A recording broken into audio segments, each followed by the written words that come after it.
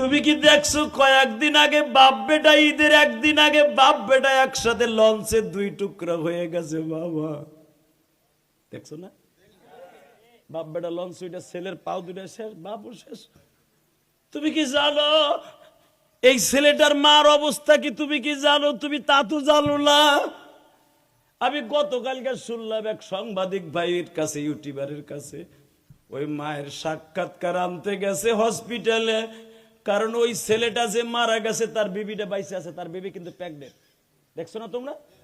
তার বিবিরে দেখার জন্য তার শাশুড়ি আইছে, তার মাও আইছে হসপিটালের বিডে। মা বেহুশ, সন্তানের লাশ দেখা মা গান দেয়ার গয়, মালিক রে, যেই সন্তান আমারে কাফন পড়াইয়া মাটি দিবে, সেই সন্তানরা আমি মাটি দিলাম, আমারে কেন নিলে না?